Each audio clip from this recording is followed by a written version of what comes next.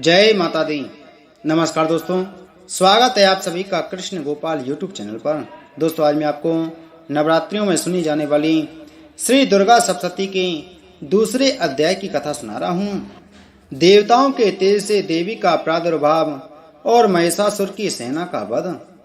महर्षि मेधा बोले, प्राचीन काल में देवताओं और असुरों में पूरे 100 वर्षों तक घोर युद्ध हुआ था और देवराज इंद्र देवताओं के नायक थे। इस युद्ध में देवताओं की सेना परास्त हो गई थी और इस प्रकार संपूर्ण देवताओं को जीत महिषासुर इंद्र बन बैठा था। युद्ध के पश्चात हारे हुए देवता प्रजापति श्री ब्रह्मा जी को साथ लेकर उस स्थान पर पहुंचे जहां पर कि भगवान शंकर विराजमान थे। देवताओं ने अपनी हार का सारा वृतांत भगवान श्री विष्णु और शंकर जी से कह सुनाया।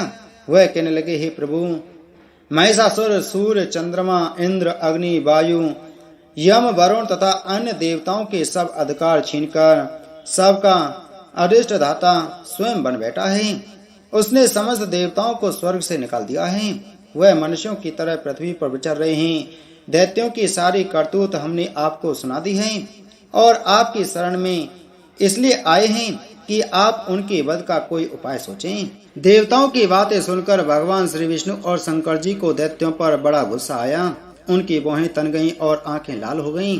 गुस्से में भरे हुए भगवान विष्णु के मुख से बड़ा भारी तेज निकला और उसी प्रकार का तेज भगवान शंकर, ब्रह्मा और इंद्र आदि दूसरे देवताओं के मुख से प्रकट हुआ। फिर वह सारा तेज एक में मिल गया और तेज का पुंज वह ऐसे दिखता था जैसे कि ज्वाजल्यमान पर्वत हो। देवताओं ने देखा कि उस पर्वत की ज्वाला चारों ओर फैली हुई थी और देवताओं के शरीर से प्रकट हुए तेज की किसी अन्य तेज से तुलना नहीं हो सकती थी। एक स्थान पर इकट्ठा होने पर वह तेज एक देवी के रूप में परिवर्तित हो गया और अपने प्रकाश से तीनों लोकों में व्याप्त जान पड़ा। वह भगवान शंकर का तेज था। उससे देवी का मुख प्रकट हुआ। यमराज के तेज से उसके सिर के बाल बने। भगवान श्री विष्णु के तेज से उसकी भुजाएं बनी। चंद्रमा के तेज से दोनों स्तन और इंद्र के तेज से जंगा तथा पिंडली बनी और पृथ्वी के तेज से नितंब भाग बना। ब्रह्मा के तेज से दोनों चरण और सूर्य के तेज से उनकी उंगलियां पैदा हुईं। वसुओं के तेज से हाथों की उंगलियां एवं कुबेर के तेज से नासिका बनी। प्रजापति के तेज से उसके दांत और अग्नि के तेज से उसके नेत्र बने। संध्या के तेज से उसकी भौहें और वायु के तेज से उसके कान प्रकट हुए थे। इस प्रकार उस देवी का प्रादुर्भाव हुआ था। महिषासुर से पराजित देवता उस देवी को देखकर अत्यंत प्रसन्न हुए। भगवान शंकर ने अपने त्रिशूल में से एक त्रिशूल निकालकर उस देवी को दिया और भगवान विष्णु ने अपने चक्र में से एक चक्र निकालकर उस देवी को दिया।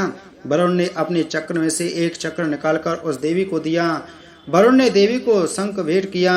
अग्नि ने इसे शक्ति दी। वायु ने उसे धनुष और बाण दिए। सहस्त्र नेत्रों वाले श्री देवराज इंद्र ने उसे अपने वज्र से उत्पन्न करके वज्र दिया और ऐरावत हाथी का एक घंटा उतारकर देवी को भेंट किया।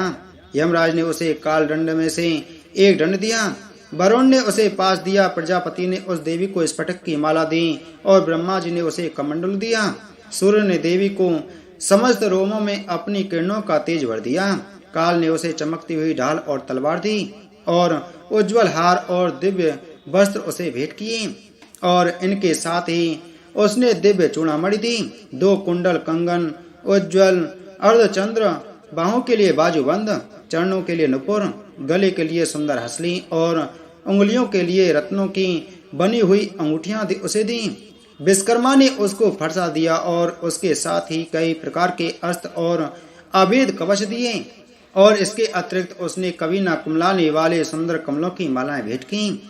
समुद्र ने सुंदर कमल का फूल भेंट किया। हिमालय ने सवारी के लिए सिंह और तरह तरह के रत्न देवी को भेंट किए। यक्षराज कुबेर ने मधु से भरा हुआ पात्र और शेषनाग ने उन्हें बहुमूल्य मणियों से विभूषित नागहार भेंट किया। इसी तरह दूसरे देवताओं ने भी उसे आभूषण और अस्त्र देकर उसका सम्मान किया। इसके पश्चात देवी ने उच्च स्वर से गर्जना की। उसके इस भयंकर नाद से आकाश गूंज उठा। देवी का वह उच्च स्वर से किया हुआ सिंह नाद समा ना सका। आकाश उसके सामने छोटा प्रतीत होने लगा। उससे बड़े जोर की प्रतिध्वनि हुई जिससे समस्त विश्व में हलचल मच गई और समुद्र कांप उठे। पृथ्वी डोलने लगी और सब के सब पर्वत हिलने लगे। देवताओं ने उस समय प्रसन्न हो सिंहवाहिनी जगतमयी देवी से कहा, देवी तुम्हारी जय हो। इसके साथ महर्षियों ने भक्ति भाव से विनम्र होकर उनकी स्तुति की। संपूर्ण त्रिलोकी को शोक मग्न देखकर दैत्यगण अपनी सेनाओं को साथ लेकर और हथियार आदि सजाकर उठ खड़े हुए। महिषासुर के क्रोध की कोई सीमा न थी। उसने क्रोध में भरकर कहा, ये सब क्या उत्पात है। फिर वह अपनी सेना के साथ उस ओर दौड़ा जिस ओर से भयंकर नाद का शब्द सुनाई दिया था, और आगे पहुंचकर उसने देवी को देखा जो कि अपनी प्रवाह से तीनों लोकों को प्रकाशित कर रही थी। उसके चरणों के बाहर से पृथ्वी दबी जा रही थी। माथे के मुकुट से आकाश में एक रेखा सी बन रही थी और उसके धनुष की टंकोर से सब लोग शुभ हो रहे थे। देवी अपनी सहस्त्रों भुजाओं को संपूर्ण दिशाओं में फैलाए खड़ी थी। इसके पश्चात उनका दैत्यों के साथ युद्ध छिड़ गया और कई प्रकार के अस्त्र शस्त्रों से सब की सब दिशाएं उद्भासित होने लगी। महिषासुर की सेना का सेनापति चिक्षुर नामक एक महान असुर था। वह आगे बढ़कर देवी के साथ युद्ध करने लगा और दूसरे दैत्यों की चतुरंगिनी सेना साथ लेकर चामर भी लड़ने लगा और 60,000 महारथियों को साथ लेकर उदग्र नामक महादैत्य आकर युद्ध करने लगा और महाहनु नामक असुर 1 करोड़ रथियों को लेकर असिलोमा नामक असुर 5 करोड़ सैनिकों को साथ लेकर युद्ध करने लगा। वास्कल नामक असुर 60 लाख असुरों के साथ युद्ध में आ डटा। बिड़ाल नामक असुर 1 करोड़ रथियों सहित लड़ने को तैयार था। इन सब के अतिरिक्त और भी हजारों असुर हाथी और घोड़े साथ लेकर लड़ने लगे और इन सब के पश्चात महिषासुर करोड़ों रथों हाथियों और घोड़ों सहित वहां आकर देवी के साथ लड़ने लगा।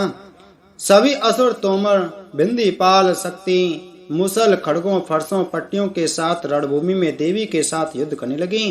कई शक्तियां फेंकने लगे और कोई अन्य शस्त्र आदि। इसके पश्चात सबके सब दैत्य अपनी अपनी तलवारें हाथों में लेकर देवी की ओर दौड़े और उसे मार डालने का उद्योग करने लगे।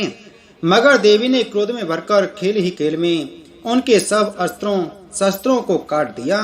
इसके पश्चात ऋषियों और देवताओं ने देवी की स्तुति आरंभ कर दी और वह प्रसन्न होकर असुरों के शरीरों पर अस्त्र शस्त्रों की वर्षा करती रहीं। देवी का वाहन भी क्रोध में भरकर दैत्य सेना इस प्रकार विचरने लगा जैसे कि वन में दावानल फैल रहा हो। युद्ध करती हुई देवी ने क्रोध में भर कर जितने श्वासों को छोड़ा वह तुरंत ही सैकड़ों हजारों गणों के रूप में परिवर्तित हो गए। फरसे बिंदीपाल खड़ग तथा पट्टिस इत्यादि अस्त्रों के साथ दैत्यों से युद्ध करने लगे। देवी की शक्ति से बड़े हुए वह गण दैत्यों का नाश करते हुए ढोल शंख व मृदंग आदि बजा रहे थे। तदंतर देवी ने त्रिशूल गदा शक्ति खड़ग इत्यादि से सहस्त्रों अस्त्रों को मार डाला। कितनों को घंटे की भयंकर आवाज से ही यमलोक पहुंचा दिया। कितने ही अस्त्रों को उसने पास में बांधकर पृथ्वी पर धड़ घसीटा। कितनों को अपनी तलवार से टुकड़े टुकड़े कर दिए और कितनों को गदा की चोट से धरती पर सला दिया। कई दैत्य मुसल की मार से घायल होकर रक्त बमन करने लगे और कई सूल से छाती फट जाने के कारण पृथ्वी पर लेट गई और कितनों की बाण से कमर टूट गई।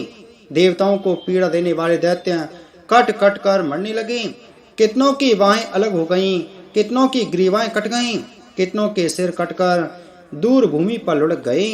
कितनों के शरीर बीच में से कट गई और कितनों की जंघाएं कट गईं और वह पृथ्वी पर गिर पड़े। कितने ही सिरों व पैरों के कटने पर भी भूमि पर से उठ खड़े हुए और शस्त्र हाथ में लेकर देवी से लड़ने लगे और कई दैत्यगण भूमि में बाजों की ध्वनि के साथ नाच रहे थे। कई असुर जिनके सिर कट चुके थे बिना सिर के धड़ से ही हाथ में शस्त्र लिए लड़ रहे थे। दैत्य रह रहकर ठहरो ठहरो कहते हुए देवी को युद्ध के लिए ललकार रहे थे। जहाँ पर यह घोर संग्राम हुआ था वहाँ की भूमि रथ हाथी घोड़े और असुरों की लाशों से भर गई थी और असुर सेना के बीच में रक्तपात होने के कारण रुद्र की नदियां बह रही थीं। और इस तरह देवी ने असुरों की विशाल सेना को क्षण भर में इस तरह से नष्ट कर डाला जैसे तृण काष्ठ के बड़े समूह को अग्नि नष्ट कर डालती है। और देवी का सिंह भी गर्दन के बालों को हिलाता हुआ और बड़ा शब्द करता हुआ असुरों के शरीरों में मानो उनके प्राणों को ढूंढ रहा था। वहां देवी के गणों ने जब दैत्यों के साथ युद्ध किया तो देवताओं ने प्रसन्न होकर आकाश से उन पर पुष्पों की वर्षा की। इति श्री श्री दुर्गा सप्तशती पाठ दूसरा अध्याय संपूर्ण। बोलो देवी भगवती महामाया की जय।